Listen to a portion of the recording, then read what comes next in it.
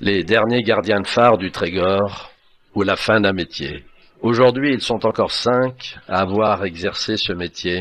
Philippe Camusard, Dominique Boclet, Gérard Milon, Auguste Kervenec et François Joas-Poutrette. Ils ont exercé ce métier entre les phares du Triago, de l'île aux Moines, des Roches d'Ouve et des Héauts de Bréa. Lui, tous ces phares sont automatisés et leurs gardiens les ont quittés. Ce film se veut un témoignage en l'honneur de leur métier, de ces hommes qui ont vécu dans la solitude, avec pour paysage la mer, toujours imprévisible, toujours changeante, parfois douce, parfois terrible. Pour ces derniers gardiens, leur phare préféré a été incontestablement celui de l'île aux Moines. Une île qui, outre son intérêt historique, est la composante majeure de l'archipel des 7 îles. Elle mérite qu'on s'y attarde quelque peu. Avant de s'y rendre, jetons un regard sur les principales îles de l'archipel. Voici l'île Bonneau, qui s'étire tout en longueur. Puis après l'île Bonneau, voici Malban, sortant tout juste de la brume, un matin d'hiver. L'arrivée des dauphins annonce l'approche de l'île Rouzic, dernière île de l'archipel. 3 espèces assez communes. Donc le dauphin commun, le grand dauphin et puis le dauphin de ruisseau. Et on a un petit peu de marsouin, notamment tout l'hiver maintenant, on a du marsouin à hiverner sous la côte de granit rose. Mais c'est que du passage en général. Sur les 7 îles, par contre, on a une belle population de phoques avec une 50aine d'individus et maintenant entre 6 et 12 naissances en 2008. Voici Rouzic et sa colonie de foot-bassans.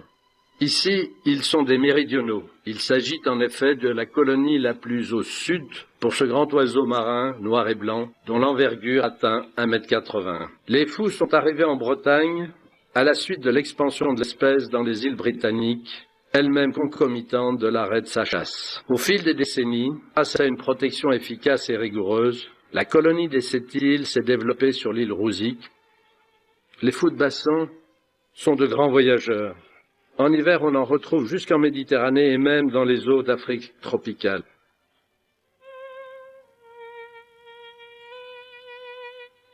Alors on comprendra pourquoi, dans l'environnement magique des 7 îles, avec la beauté de ces paysages aux teintes changeantes à tout instant, le phare des 7 îles avait la préférence de tous. Ici, la solitude n'était plus la même. Elle trouvait une seconde compagne. L'intérêt de l'île aux Moines, outre celui de son phare, c'est avant tout un passé historique. Au XVe siècle, des moines s'y installèrent, n'y restant qu'un demi-siècle. Puis, en 1694, à la demande du roi Louis XIV, un disciple de Vauban conçoit un fort et ses fortifications pour protéger les côtes voisines de l'incursion des pirates, qui se servait de l'archipel comme refuge. Mais ce n'est qu'en 1740 que la construction du fort, avec ses diverses batteries, redoutes, casernes, poudrières et même potagers, se réalise. Des soldats s'y succédèrent jusqu'en 1889. Je pense que ce qui était l'entrée principale du fort, car à l'époque, la cale où on débarque actuellement, qui se trouve de l'autre côté de l'île, n'existait pas. Les bateaux venaient mouiller ici, dans l'Anse, et restaient au mouillage soit un petit peu plus loin, ou venaient s'échouer devant, là, sur la plage, et on voit d'ailleurs l'enrochement qui a été fait par les gars à cette époque-là. Donc ça faisait un port avec un abri plus ou moins naturel, mais quand même exposé aux tempêtes d'ouest. Le puits, c'est le seul point d'approvisionnement d'eau dans l'île, et il a été creusé à l'époque du fort, donc dans les années 1740-1750. Donc ce point d'eau n'existait pas quand les moines étaient ici. C'est ce que je t'expliquais tout à l'heure. Le seul moyen qu'ils avaient de récupérer de l'eau, surtout aux saisons plus ou moins sèches, là comme maintenant en été ou à la belle saison, c'était de descendre à la grève côté sud où il y a 2 grottes, mais où l'eau, c'est de l'eau de ruissellement. On recueille que quelques litres. Oui, l'île Plate, où les goémoniers venaient là. Bon, moi je les ai connus encore, venir travailler ici, l'île de Bas. Ils venaient en famille, passer 3 mois de suite, même plus. Elle faisait le lichen. Alors, effectivement, il y a la ruine d'une maison de goémonier sur l'île. Bon, elle disparaît un peu dans la végétation. Et il y a quelques années, on voyait encore les traces de 2 fours. J'étais donc gardien de phare ici sur l'île aux Moines pendant 9 ans, juste avant de partir en retraite. J'ai commencé en 1964 dans le phare de Tiagos, qui est là au large, et qui était un feu à pétrole. Tous ces feux à pétrole après ont été automatisés, c'est-à-dire électrifiés plutôt, les uns après les autres. Non, mais je suis arrivé ici en remplacement, un remplacement de 10 jours. Et au bout de 10 jours, bien sûr, ici c'était un peu le paradis. J'avais jamais vu un phare de ma vie. On était bien sur l'île. Et au bout de 10 jours, on m'a envoyé directement, sans passer par la terre, directement passer 10 jours avec la bosse. Alors là, ça changeait du tout au tout. Parce que là, c'est un rocher. Le service assuré la nuit, on fait l'entretien quoi. Du moment que ce soit fait, si on faisait le matin, on faisait le matin. Si ça nous arrangeait de faire l'après-midi, parce que le matin, on a envie de faire un tour à la pêche ou bien de faire autre chose, on fait le travail l'après-midi. Et le seul moment où on était vraiment tenu, c'est s'il y avait une panne. S'il y avait une panne, là, ça passait avant tout, quoi. Bien sûr, le dépannage, il fallait que ça marche, quoi. Mais si tout marchait bien, ben on avait le temps, à ce moment-là, de faire un tour à la pêche, faire la cuisine. En général, ça se passe bien, parce que il faut... c'est un peu comme dans un couple, hein, il faut faire des concessions. Hein, on n'est pas obligé d'avoir le même caractère, on n'est pas obligé d'aimer les mêmes choses. Hein, donc, mais en général, on s'accommode, parce que chacun fait des concessions, et puis ça se passe bien. Mais maintenant, bon, ben, il est arrivé qu'il y a eu des frictions. Moi, Des scènes de ménage. Des scènes de ménage. Là, je touche du bois parce que en 40 ans, ma foi, ça m'est pas arrivé souvent. Je m'en rappelle d'ailleurs pas si ça arrive quelquefois qu'on ne soit pas d'accord. Ben, l'après-midi, c'est comme c'est les moments de loisir. Donc, s'il fait beau, on va faire un tour à la pêche. Si la marée correspond, sinon, ben, à ce moment-là, on peut avoir chacun son petit hobby. Moi, je faisais des bateaux en bouteille. J'ai mon camarade François Jouas qui, lui, faisait des peintures. Donc, chacun avait son petit loisir, quoi. Tableau d'allumage, donc, que on doit suivre tous les jours. Qui change tous les jours, qui est basé sur le coucher et le lever du soleil. Donc, dans les feux à pétrole, il fallait déjà chauffer son brûleur, son pétrole, si vous voulez, hein, pendant 20 minutes. Donc il fallait prévoir 20 minutes avant. Hein. Chose que dans un feu électrique, bon, ben, vous tournez le bouton, ça s'allume tout de suite. Quoi. Dans les feux à pétrole, donc le service de nuit était le même, sauf que c'était un peu plus strict quand même parce que le pétrole était toujours... on n'était jamais à l'abri, si vous voulez, là, ce qu'on appelait un coup de feu, c'est-à-dire que bon, ben, il y a le pétrole brut qui se met à flamber, puis ça risque de faire du dégât.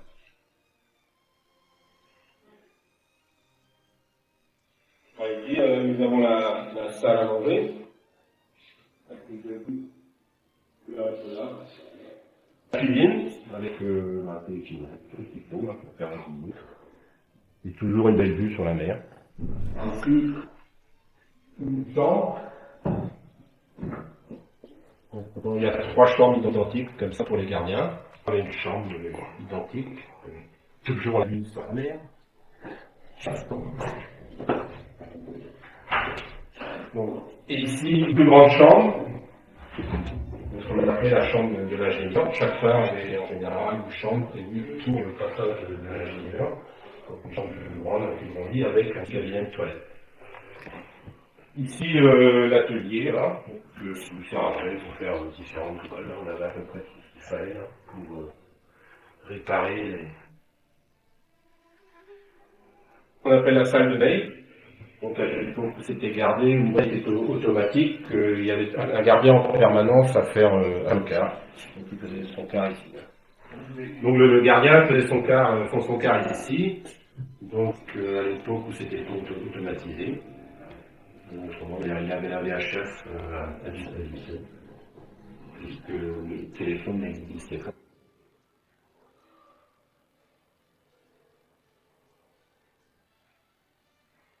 Ici, nous sommes dans la salle machine, donc qui nous fournit toute l'énergie.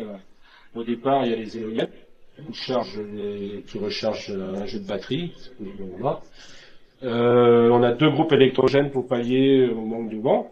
Toujours pareil, pour recharger les prises. La batterie avec 60 éléments, qui nous fournit ce qui fait 120 volts. Et donc, des batteries, on redistribue l'énergie en passant par des dimmers qui nous fabriquent du 220. Donc ici nous sommes donc en haut du fer, donc on a une lentille de Fresnel, donc 3 éclats blancs consécutifs, un tour en 15 secondes. Donc le feu, la lampe fait 250 watts et une portée de 24 000. Donc le fer fait 15 mètres de haut et par rapport au niveau de la mer, nous sommes à 60 mètres. À la fermeture des Roches-Douves, qui s'est faite en 2000, donc Dominique et moi, on a été reclassés au phare de cette île, donc jusqu'à sa fermeture en 2007. Donc on s'est retrouvé ici dans un cadre fantastique. Alors nous, notre passe-temps, c'était surtout la pêche. Les balades à pied, ici on est vraiment dans un cadre tellement exceptionnel qu'il fallait en profiter. Donc je m'appelle Dominique Beauté, j'ai un peu le même parcours que Philippe, 15 ans Roche-Douve, et puis à la fermeture de Roche-Douve, nous sommes venus ici, quoi. Donc on a passé 6 ans ici de bons moments et vraiment de très bons souvenirs. L'avantage d'ici, c'est que bon, il y a toujours moyen d'aller se balader à pied, quoi. C'est bon, on peut quand même sortir. Bon, Roche-Douve aussi, parce qu'il y avait quand même un grand plateau rocheux. Mais bon, il n'y avait pas de végétation. Donc c'est la tombe d'un officier d'artillerie qui doit être mort, je crois, en 1799, d'après ce qu'on déchiffre difficilement. S'appelait Biez, B-I-O-Z. Il était officier d'artillerie et maître hydrographe et il est décédé ici dans l'île et donc il a été enterré là. On peut lire difficilement, mais il faudrait que le soleil soit rasant pour qu'on voit mieux. La formule finale Resquiescat Pace, qu'il repose en paix. Et donc c'est un officier d'artillerie qui est décédé ici. Il était maître hydrographe également parce qu'à une époque on formait des officiers d'artillerie dans l'île. Ici, dans le champ de Fougères, il y a l'emplacement du cimetière des soldats, là. 1900, pareil, dans l'illustration, où on voit les croix en bois qui marquaient encore l'emplacement des tombes des militaires. Donc, est-ce que ça correspond à l'emplacement de c'était la chapelle des moines? C'est tout à fait possible, parce que quand on regarde certaines cartes, datant un peu de l'époque juste avant la construction du phare, on voit qu'à cet endroit, qui est l'endroit le plus élevé de l'île, c'est la chapelle des moines. Les soldats du fort, hein, Donc il y avait un deuxième bâtiment identique qui se trouvait exactement en face. Là, il n'y a plus que la pièce centrale qui a été gardée, on voit là, une espèce de cabane où il y a de l'herbe qui couvre le toit. C'est la pièce centrale à construire laquelle on a débarqué ce matin. Pour parer aux attaques des corsaires anglais, qui venaient s'établir ici, avait un point de surveillance sur le haut de l'île et attaquait les navires marchands qui passaient. Donc, pour parer aux attaques, on a établi une garnison ici. Les soldats de la garnison, donc ici, c'était les jardins des officiers, et les soldats de la garnison cultivaient aussi ici. Tu vois, c'était des jardins en espalier. On les aperçoit un peu sous l'éolienne. Il y a différents niveaux en gradins. Les cellules des moines, vraisemblablement, se trouvaient ici. Par la suite, c'est transformé. C'est devenu le jardin des officiers de la garnison. L'histoire des moines, ce qui est assez étonnant, c'est que, donc, vu les difficultés, ils ont tous été autorisés à rejoindre le continent et à s'établir là-bas vers Port-Blanc. Mais un seul d'entre eux a refusé de quitter l'île. Et on ne connaît pas son nom. Bon, moi je l'appelle le saint moine anonyme. Car cet homme-là avait dit à l'endroit où j'ai prononcé mes vœux, je resterai jusqu'à la fin de mes jours. Donc il avait prononcé ses vœux ici dans l'île et décidé qu'il finirait sa vie ici. Thierry Riago, par son côté authentique et son côté bien, quoi. On était bien. C'est vrai qu'on était bien. On tempête là, et de là-haut. Alors j'ai jamais vu ça. Et les enfants, ils allaient monter à la hauteur du phare, c'est-à-dire ici, là, à la hauteur pas de la coupole, mais du muret. Là. Voilà. Ça fait à peu près 25 mètres. Ah oui, oui, des endroits. C'est la seule fois que j'ai vu ça. Et alors je reviens à la cuisine, un matin, le matin je me lève et puis je trouve Hippolyte au pied du phare. Et puis, je dis, fou là, il fait. Je ne peux pas descendre à la cuisine, t'as vu un peu la mer qui est arrivée. Il a fallu attendre presque un quart d'heure, 20 minutes avant qu'on puisse avoir accès à la cuisine. Et quand nous sommes arrivés, il y avait la table qui s'était déplacée, la gazinière. Oh, ça c'est pas mal. Il y avait je vous mens pas, il y avait la bassine avec la vaisselle sur la table. La table, c'était la moitié de la table ici à peu près. Elle s'est déplacée. Rien cassé. Alors, et la porte, elle était grande ouverte, on ne sait pas si on fermait jamais la porte, parce qu'au moins un paquet puisse rentrer dedans en cas où, sinon elle se faisait défoncer. Ouais. C'est la seule fois que j'ai vu ça. Ben, les triagos, il est planté sur un rocher, hein. Le rocher n'est pas énorme, hein, je peux pas. Il est planté sur une pointe de roche, et donc, par beau temps, c'est très bien, bon, la mer est au-dessus, mais si vous avez des mauvais temps, la mer peut arriver à grimper jusqu'au premier étage du phare. Hein. Moi, personnellement, j'ai vu les vitres du premier étage exploser, quoi, hein. Exploser et la mer rentrer par l'escalier, par la vitre, descendre l'escalier et défoncer la porte en bas et puis ressortir par en bas. Roche d'Ouve, l'inconvénient c'était la traversée. Oui, surtout l'hiver. Surtout l'hiver. Mais après, une fois qu'on était là-bas, on était bien. On était vraiment bien. L'été, bon, ceux qui aimaient la pêche, la pêche. On faisait la pêche, casier, ligne. Et puis, François, c'était la peinture, mais voilà, on était bien. Bon, au jour, on avait l'espace pour s'isoler. Voici le phare des Roches d'Ouvre. Il est situé à 17 000 nautiques dans le nord-nord-est de l'île de Bréhat et à un peu plus de 20 000 nautiques dans le sud de l'île de Guernesey. Il est érigé sur un plateau rocheux, très dangereux pour la navigation, entièrement recouvert par la haute mer et encerclé par de forts courants. Il a été reconstruit après la Seconde Guerre mondiale et achevé le 1er juillet 1954. Ce fut un chantier très difficile de par sa situation et la décision d'utiliser du granit. Les travaux ont duré 7 ans, sa coupole culmine à 65 mètres et sa portée est de 24 000 nautiques. Tous les quarts d'heure, hein, c'est un peu mieux. L'inconvénient, c'était la traversée, surtout l'hiver. Mais après, une fois qu'on était là-bas, on était dans la pêche. Pêche. On montait moins de fois par jour, du temps militaire. Comme le local Malines.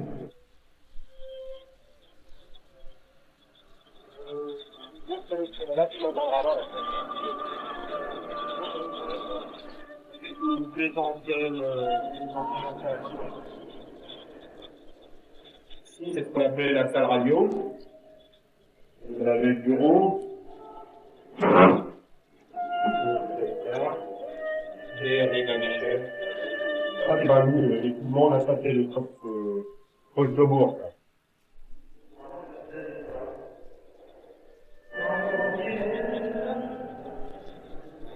Voilà, je dis, là. Donc, on a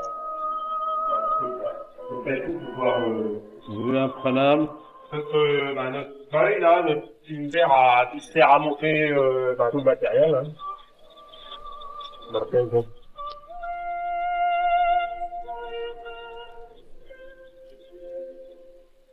Là, c'est les batteries sèches.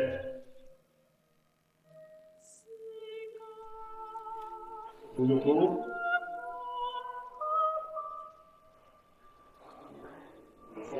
Non, on va faire. Monsieur, Oh, bonjour.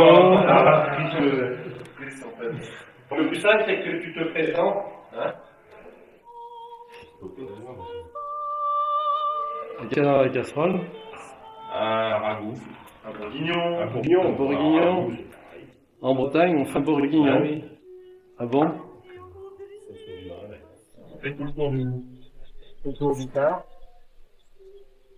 Ici, on avait le signal sonore. Bon, maintenant, il y a...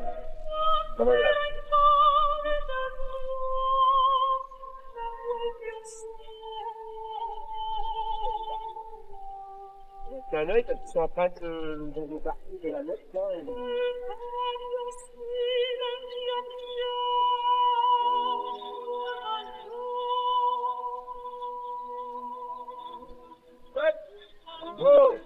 Bonjour, il est hein?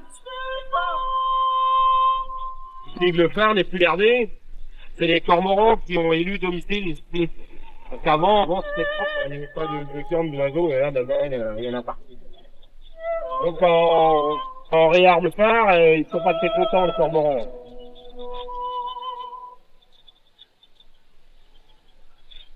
Des Hanois à Saint-Martin. On voit cercle, ici, là, et herbe au milieu, là. Là, ici, cercle là-bas, oui. Et après, c'est Verger qu'on voit encore. Verger là-bas, ouais.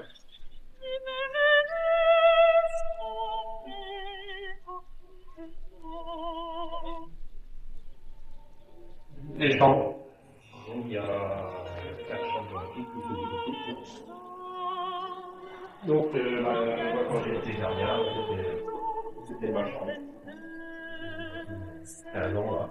15 ans. Ouais. Chambre bleue. Donc, c'est pas possible. Non, on est très bien descendu. Ouais, vous allez là-bas. Oui, ben là-haut. Je sais pas, on n'a pas croisé. Ok.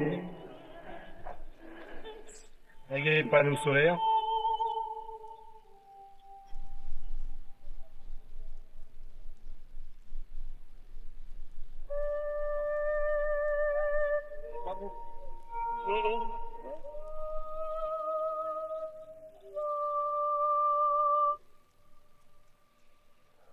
Ça va à cause du temps, c'est joli. Bon, on est presque arrivé. Tout calme. Après, on arrive.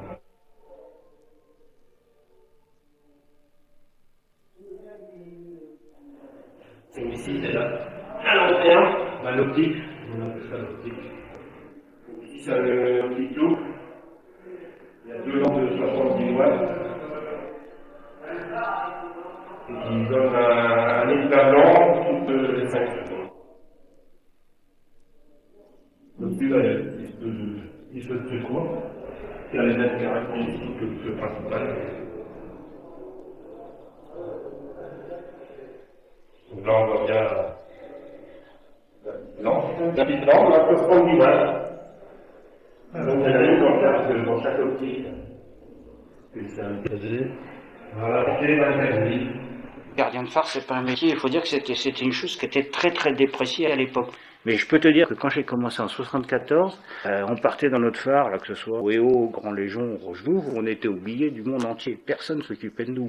Et ici, localement, je me rappelle, moi, quand je dis en 74, je veux être gardien de phare, même des gens qui étaient dans la marine marchande me disaient mais qu'est-ce que tu vas faire dans un... Et donc après avoir fait l'école des phares à Brest, j'ai été nommé au Roche d'Ouvre et j'y suis resté 21 ans. Pour tenir comme ça pendant 2 semaines dans un phare et puis tenir des semaines, des mois, des années, il faut quand même entreprendre quelque chose, une activité quoi. Quitte à passer les heures qui peuvent être longues. Hein. T'imagines un quart de nuit en hiver, quand le phare est allumé à 5h du soir, 17h, 17h30 et jusqu'à 9h le lendemain matin. Et il faut savoir gérer son temps, il faut savoir se prendre en main. Bon, la peinture m'a énormément aidé. Hein. Alors, j'ai commencé principalement par l'icône. Pourquoi l'icône? Je sais pas trop. Parce que j'étais attiré par la peinture sur bois. Bon, les icônes sont toujours peintes sur bois. Et puis bon, moi j'ai commencé tout seul, j'ai appris avec au centre d'études russes à Meudon. Bon, ça a été ma seule formation en peinture. Et j'ai fait des icônes pendant des années. Et au Sept-Îles, donc, les 2 dernières années, la dernière année au Sept-Îles principalement, je savais que j'allais quitter le phare, que la retraite allait arriver. J'ai voulu sans doute engranger quantité de dessins. Source d'exaltation, effectivement, à certains moments, ou source d'apaisement aussi. Bon, et j'étais tout seul à voir ça, je me dis, j'ai cette merveille là sous les yeux en écoutant cette musique et je suis tout à des gens que t'aimes bien ou qui sont sensibles. Ce qu'on en retient de ce phare, c'est vrai que c'est déjà la difficulté d'accès, les difficultés de relève, particulièrement en hiver, par mauvais temps. Bon, c'est pas pour rien que on dit que c'est le phare le plus éloigné des côtes d'Europe, au large. Avec la vedette, il fallait 2h20, 2h30 par beau temps pour y aller. Je dis par beau temps, alors t'imagines par mauvais temps quand le bateau était au ralenti là-dedans. Dans un phare en mer, parce que c'est vrai. Sans aucune connaissance de la mer. Ça, il faut que je le dise, parce que c'est vrai. Et j'avais mon ami Gérard qui m'attendait au pied de la cale. La relève était un petit peu mouvementée. Moi, j'avais pas trop de pieds marins. Bon, c'est vrai, il faut. Mais et puis le choc, c'est de voir une tour 30 mètres de haut, tout en granit. Et j'ai vécu là pendant 20 jours, je dis. Bon, je faisais confiance à mon ami Gérard qui était moi qui était présent. Et bon, ben, on a débarqué sans problème, des livres, il m'a présenté la chambre, on m'a dit, la dernière taille de la chambre, c'était celle du milieu d'ailleurs, c'est ça, t'as été dans le haut, des vivres, le frigo, le fonctionnement du frigo, c'était le pétrole. On m'a mis la cuisine, quand j'ai vu la cuisine, oh, aussi de vivre là-dedans, c'était un véritable locus, sans confort, sans chauffage, une gazinière, une table, des placards, le frigo était dans un petit compartiment là. C'est ça la vie de phare, j'ai gardien. Bon, je ne me suis pas posé trop de questions. Bon, il va falloir bien, je m'adapte, il va bien travailler dans la vie. Bon, ben. Et genre, il m'a expliqué aussi le fonctionnement du feu à Pyrrhol. Et puis, je me suis un peu, ça a démarré un peu comme ça, quoi. Alors, j'ai fait mes 20 jours, je suis descendu au bout de 20 jours. Bien sûr, après, je suis descendu au bout de 20 jours, il m'a demandé alors, ça vous plaît ou ça vous plaît pas? Si, ça me plaît, j'ai dit, ça me plaît. Et j'avais peur, et puis en plus, j'avais eu mal de mer en plus. Si, je dis ça me plaît. Et on n'a pas de chauffage. C'est pour vous dire qu'on se chauffait dans la cuisine avec une gazinière. On mettait le four en service. Et je vous dis pas, vu que ça ressemblait plutôt à un blocos qu'à une cuisine, il y avait la condensation, et il fallait passer le parapluie pour se protéger. Il y avait une relève tous les 10 jours. Nous passions 20 jours au phare, donc 10 jours avec un gardien, 10 jours avec l'autre. Donc quand un gardien montait, celui à qui il montait, il avait déjà fait 10 jours. Et à ce moment-là, lui, le gardien montant, a envoyé ses livres. Et il a envoyé une caisse pour le gardien qui était déjà sur le phare. Donc, de la caisse dans laquelle il y avait quelques actes à manger, quelques friandises, par exemple des fruits frais, de la salade, ce qu'on ne pouvait pas stocker. Et du courrier, donc, une lettre de la famille, quoi, si ça allait bien, si ça n'allait pas bien. Les journaux de 10 jours, ce qui fait que dans la journée, on avait les journaux de 10 jours épluchés, ça faisait passer quand même un peu de temps aussi. Le changement de quart se faisait à 1h du matin. Mais comme on ne trouve pas ça très pratique, hein, donc, parce que par exemple en été, ici, si l'allumage était à 11h ou 11h15, 11h30, celui qui prenait à 1h du matin n'avait pas grand-chose pour dormir. Alors c'est un arrangement entre les gardiens, qui a toujours été fait apparemment dans presque tous les bars.